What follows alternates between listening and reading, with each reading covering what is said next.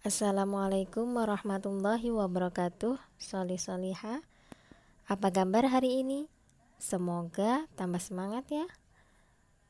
Mari kita lanjutkan pembelajaran selanjutnya, yaitu tema 2 subtema 1 tentang manfaat tumbuhan bagi kehidupan manusia.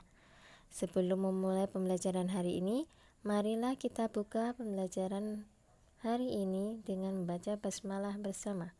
Bismillahirrahmanirrahim.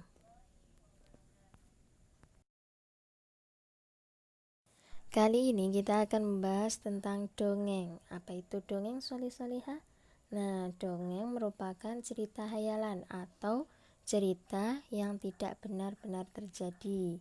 Di sini ada beberapa jenis dongeng. Pertama, mite. Mite adalah dongeng yang mengandung hal-hal ajaib atau dianggap suci.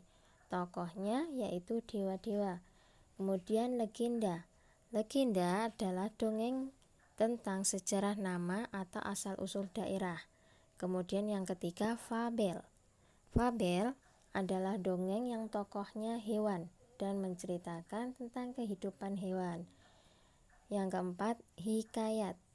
Hikayat adalah dongeng tentang kehebatan atau kepahlawanan seseorang. Kemudian yang terakhir, parabel. Dongeng yang menggunakan perumpamaan untuk menyampaikan pesan moral. Di dalam dongeng ada beberapa unsur yang harus kita ketahui. Pertama, tokoh. Tokoh adalah para pelaku yang ada dalam dongeng. Kemudian latar. Latar adalah tempat, waktu, atau suasana dalam dongeng. Kemudian watak tokoh, yaitu sifat tokoh dalam dongeng. Yang keempat yaitu alur. Alur adalah rangkaian peristiwa dalam dongeng atau jalan cerita yang terjadi dalam dongeng, biasanya antara maju dan mundur. Kemudian pesan atau amanat, yaitu pesan yang ingin disampaikan penulis kepada pembaca. Berikut contoh dongeng. Nah, anak-anak sudah pernah membaca cerita dongeng yang berjudul Pohon Apel yang Tulus? Barangkali sudah ya. Nah, di sini ada beberapa unsur yang dapat kita temukan dari cerita tersebut.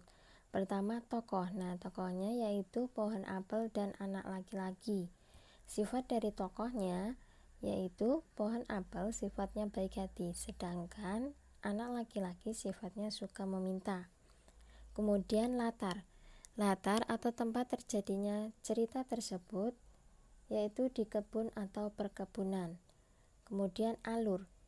Alurnya maju karena cerita tersebut berkelanjutan dari awal hingga akhir tanpa menyinggung cerita yang terjadi pada masa lalu. Kemudian pesan. Pesan yang dapat kita ambil dari cerita tersebut yaitu kita harus menyayangi orang lain tanpa mengharapkan imbalan. Materi selanjutnya yaitu pola irama dalam bunyi benda. Bunyi dapat berasal dari berbagai benda yang ada di sekitar kita. Bunyi juga dapat dihasilkan dari anggota tubuh, misalnya saat kita bersiul, berteriak, dan tepuk tangan. Bunyi benda yang berulang akan menghasilkan bunyi yang indah sehingga membentuk pola irama. Nah, pola irama dari berbagai bunyi juga dapat digabungkan menjadi musik. Coba perhatikan contoh beberapa benda yang menghasilkan beberapa bunyi sehingga menjadi musik.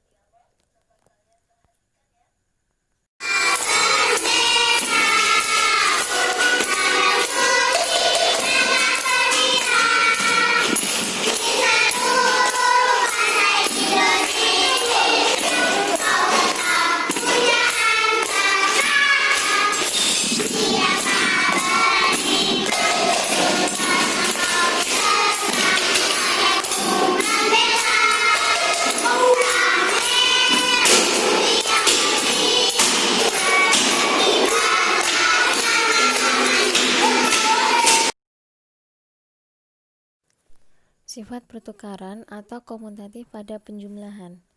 Nah, di sini kita akan membahas tentang sifat komutatif. Apa itu sifat komutatif? Sifat komutatif disebut juga sifat pertukaran.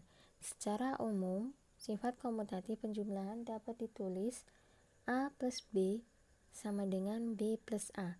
Artinya adalah walaupun ditukar posisi angka penjumlahannya, namun hasilnya tetap sama.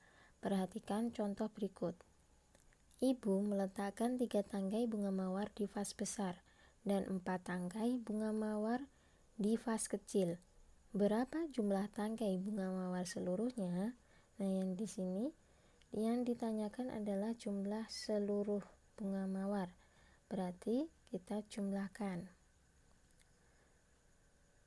3 ditambah 4 sama dengan 7.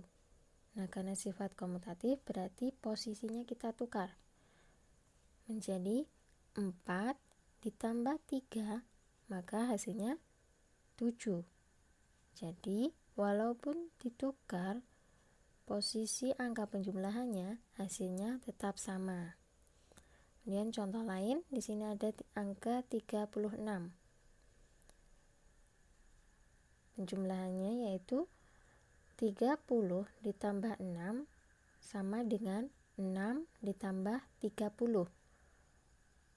Jika dijumlahkan, hasilnya sama.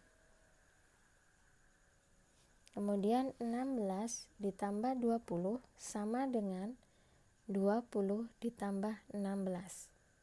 Di sini sudah paham ya, solih-solihah?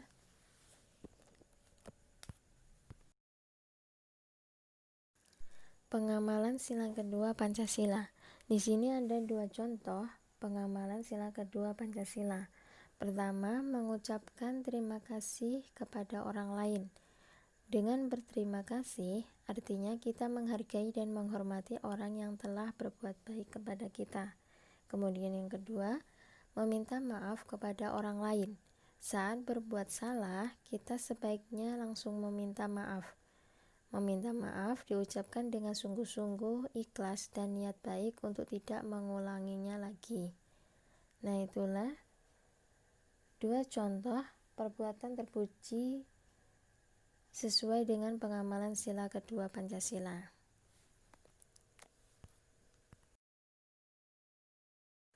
Nah, itulah beberapa materi yang dapat Ibu sampaikan pada pertemuan kali ini. Semoga bermanfaat dan mudah dipahami ya solih-solihah.